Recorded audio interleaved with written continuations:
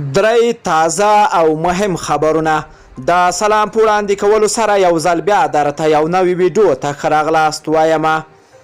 اول خبر: د بهرنیو چارو وزارت وایي ایراني چارواکو منلې ده چې د دې هیواد پوځیانو په یزد ښار کې د افغان کډوالو پر موټر ډزې کړې دي.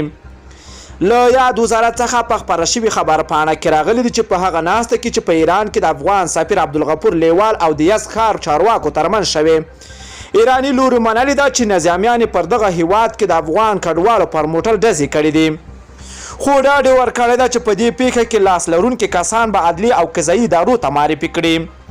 دا پیښه چې د تېرې سې شنبې په ورځ د ایران په یزد ښار کې رامنځته شوې له امله یې 3 کډوال وژل شوي او یو شمېر نور ټپیان دي. دوهم خبر: د هیواد پخوانی ولسمشر حامد کرزی په هیواد کې د وروستیو جنګي پیښو له امله په رامنځته شوي تلفاتو د اندېښنې څرګندولو ترڅنګ د جګړې پر ښکېلو غاړو غږ کړی ده چې اوربند په کلکه مراعات کړي. د کرزي له مطبوعاتي دفتره په خپره شوې خبرپاڼه کې راغلي پخوانی ولسمشر د جګړې له دواړو غاړو غوښتنه کوي چې د دواړو لوري باید له هر هغه عمل څخه ډډه او مخنیوی وکړي چې د جګړې لپاره زمینه برابروي. خبرپاڼه کاږي کرزي دغه راز د بهرنیو ځواکونو بمبارۍ په کلکو ټکو غاندي. د دوی دغه کړنه د افغانستان د ملي حاکمیت د واضح نقض بولي او په مطلقه توګه د بندېدو غوښتنه کوي.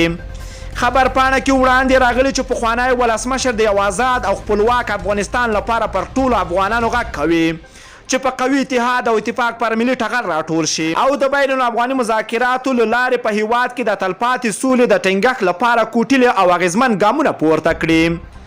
دریم خبر: د بهرنیو چارو وزارت وایي چې د کرونا وایرس د خپرېدو له امله په بنګلادیش کې بند پاتې او 44 افغان محصلین نن د افغانستان دولت په مالي لګښت کابل ته راولېږدول شول.